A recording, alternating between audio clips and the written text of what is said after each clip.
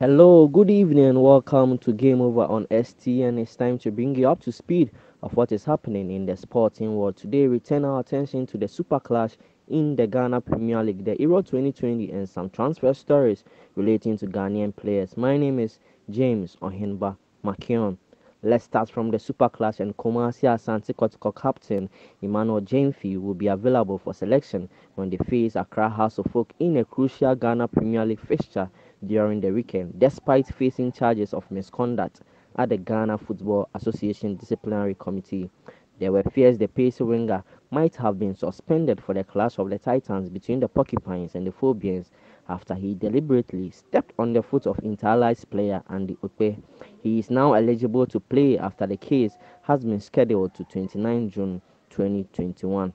Still on Ghana's version of the El Clasico, the GFA has rejected the request of Accra House of Folk for 75% seating capacity of their game against Asante Kotoko at the Accra Sports Stadium on Sunday. COVID-19 restrictions have allowed only 25% seating capacity, but the Phobians requested for one-third of the capacity. The communications director for House of Folk, Kwame Oparado, describes the turn down as unfortunate. Unfortunately, when we met today, again at the stakeholders meeting, we were told that the 25 is what we have to go by. So we are staying with the 25. Having more fans have been something good for football fans because if you look at where the football has gotten to now, the Premier League has gotten to now, having more supporters at the stadium would have added a lot of interest into it. But unfortunately, the same reason, because of COVID, that we cannot have the numbers. It's kind of unfortunate, but we have to make and only make sure that whatever number that we have been given, the stewards, the security, whoever is involved, will work around it very well to make sure that there are no problems. Still on the Super Clash, the Ghana Football Association has informed the general public that tickets for the Ghana Premier League match week 31 game between Accra House of Folk and Asante Kotoko will go on sale on Friday, June 25th, 2021 and Saturday, June 26th at the following selected outlets from 10 a.m. Accra House of Folk Secretariat at Asalam Down, Accra Sports Stadium, Nima Guel, Neoplan Station, Dansuman Guel, 37 Guel, and Kanishi Guel. The tickets will be sold at the following rates: Popular Stand 30 cedis, Center Line Osu 50 cedis, Lower VIP 70 cedis, Upper VIP 100 cedis. Accordingly, there shall be no selling of tickets at the stadium gates on Sunday, and the only persons with tickets shall be granted access to the stadium by the security personnel to be stationed at all entry points leading to the stadium. A joint security team made up of military and police personnel will be deployed at vantage roads leading to Accra Sports Stadium, and fans without tickets are advised to stay away from the Accra Sports Stadium and its immediate surroundings on Sunday. The Super Clash will be played under strict COVID-19 protocols as required by the National COVID-19 Task Force and the GFA Matchday COVID-19 protocols. Now let's look at the match week 31 fixtures of the Ghana Premier League this weekend. And on Saturday, June 26th, at the Ohenea McKeown Park, the Chima 11 Wonders host Brecum Chelsea, and at the Nana Fosuji Abo Park, Bechem United lock horns with Mediema Sporting Club. Elmina Sharks sits at the Indom Sports Complex and welcome Accra Great Olympics. And at the Accra Sports Stadium on Sunday, Accra Suffolk will host Kumasi Asante Kotoko in the Super Clash. At the Theatre of Dreams in the Interlights will welcome Dansuman Liberty Professionals, and Aduana Stars, the Ija Boys, will sit at the Nana Jima Bedu Park at Doma and welcome Dreams FC. At the Obuasi Lenkley Sports Stadium on Sunday, Ashanti Gold Sporting Club will welcome West African Football Academy, and at the Ohenea McKeown Park, Kumasi King Faisal lock horns with Legon Cities FC. At the Indo Sports Complex on Monday, Kerala United welcome Ibusian Dwells. Now let's move to our question of the day, and our question of the day is: who do you think will win the game between House of Folk and Asante Kotoko? Let's have the views of some Ghana Premier League fans. I'm rooting for Kumasi Asante Kotoko because I feel they're a better team. They have a better team setup. So yes, they will win. As for Kotoko, yeah, I trust them. They'll get the job done. Like 2 goals to Udeyen Chomobako, 2 goals to 1. Okay, with Hearts and Kotoko clash, I think it's a super and it's very crucial. And during these games, I think it's not about form. or it's about who to win or the experience as far as the game is concerned. So going into that game, I think Hearts has the upper hand as far as their current performance is concerned. I predict Hearts win over KOTOKO. To me, Phobia is winning. Forget about any other team. Just look no further than Phobia. Well, this is not the normal Super Clash that you have been witnessing over the years. This is between the first and then the second. And to me, comparing these two teams, their current form, for me, I think KOTOKO has the upper hand to win this game over Hearts of Oak. Accra Hearts of Oak is winning. Obviously, they must win, and I trust them. I believe they will do the needful to win this game because I think they are the best in the Premier League. In fact, they have to win to kick these Porcupine Warriors out of Accra. Okay, I'm rooting for House of Oak to win this weekend's clash against Asante KOTOKO due to the fact that you could see House has been very, very good on the run of late. They even won 5 games in a row during I think weeks ago or so. So I think House of Oak is the favorite to win this competition, and they are willing to go down to the wire to win this season's ultimate, which is the Ghana Premier League. So I think, in my opinion, House is the favorite to win this weekend's clash against Asante KOTOKO. KOTOKO is winning this game, like for real. Heart of Oak is in there. Forget your there is no way they are winning this game. KOTOKO is winning for real. Let's move from Ghana and cross the Mediterranean Sea to Europe as the Euro 2020 moved to the round of 16 and to the camp of the Azuris. Since the European Championship was expanded in 1980, Italy are the first team to win all 3 group games without conceding a single goal. Before 1980, only 4 teams qualified for the final tournament. From 1980, 8 teams competed. In 1996, the tournament was expanded to 16 teams since it was easier for European nations to qualify for the World Cup than their own continental championship. Now, Turkey has also joined the list of countries with the West Euro final campaign. Now, Denmark in 2000 played 3 games, lost 3 games, and scored 0 goals, conceding 8 goals. Bulgaria in the 2004 Euros played 3 games, lost all 3 games, scored just a goal, and conceded 9 goals.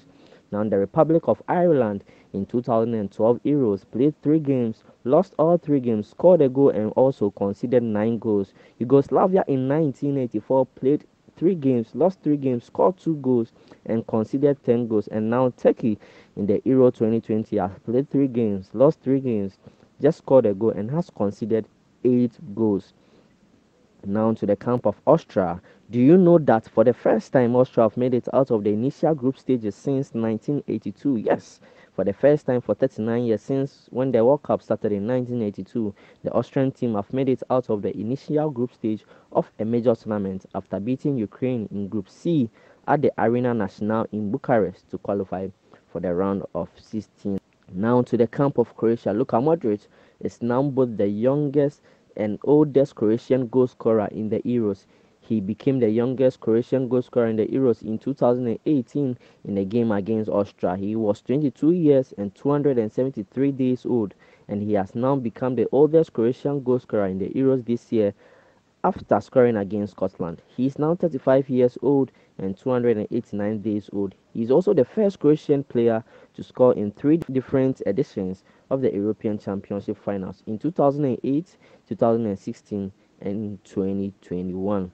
To more news in the Euros, the Euro 2020 semi-finals and final will be attended by more than 60,000 fans at Wembley, the British government has announced. Wembley has been given the green light to host more than 60,000 spectators for the Euro 2020 semi-finals and the final next month. The showpiece fixtures were initially said to be attended by around 45,000 fans, but approximately 75% of the ground will now be filled. It will be the largest crowd assembled for a sporting event in the United Kingdom in 15 months. Tuesday's announcement comes a day after Italy's Prime Minister Mario Draghi called on UEFA to stage the games in Rome, while Budapest had been touted as another alternative. However, the British government has struck an agreement with UEFA to ensure that all 3 games will still be played at Wembley.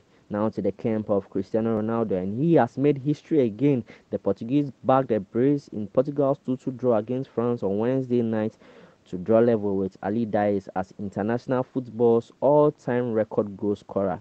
The Juventus forward has scored 109 international goals in 178 appearances for his country, making him Portugal's record goal scorer.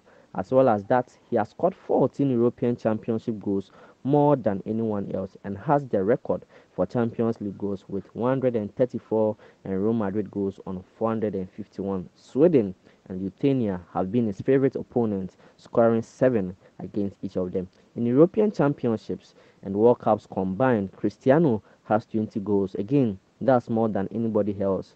Lionel Messi is some way behind on 73 Argentina goals. Now let's move on to the round 16 fixtures of the Euro 2020. And Wales will take on Denmark. Italy will play against Austria. Netherlands will lock horns with Czech Republic. Belgium will play against Portugal. Croatia will play against Spain. France will trade tackles with Switzerland. England will take on Germany, and Sweden will take on Ukraine. Now to some Ghanaian player transfer news. Ghana international Suleiman Kamaldeen is on the verge of undergoing medical examination at Ayas. SCN Sports can confirm the midfielder has been on the radar of several elite European clubs, including Manchester United and Liverpool, following a sensational season with the Danish side FC Nordsjælland last term. Ayas, who have been on the heels of the Bowden forward since last season, appear to have finally won the race. Reports from Netherlands indicate the 19-year-old looks set to continue his rapid development at Ajax after both sides found common grounds. The teenager is currently reported to be in a hotel in Amsterdam awaiting his medical test. The move could be finalized before the end of the week should he successfully pass the medical examination. FC Nordsjælland have been asking from 15 to 20 million euros to sell their prized assets. Suleimana had an incredible season in Denmark as he hit double figures in terms of goal contributions in his second season after joining Nordsjælland from the affiliate Ghanaian club Right to Dream Academy in Ghana. He netted 10 goals and set up 4 as Nordsjælland made it to the Danish Superliga Championship playoffs after finishing 6th in the regular season.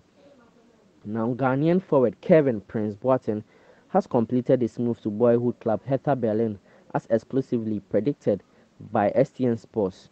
The 34-year-old sealed the deal to German Bundesliga side on Wednesday after passing a medical. Boateng was unattached after his contract with Serie B side AC Monza expired at the end of the season. The attacking midfielder joins the German side from the Italian side AC Monza and has signed a contract running until 2022.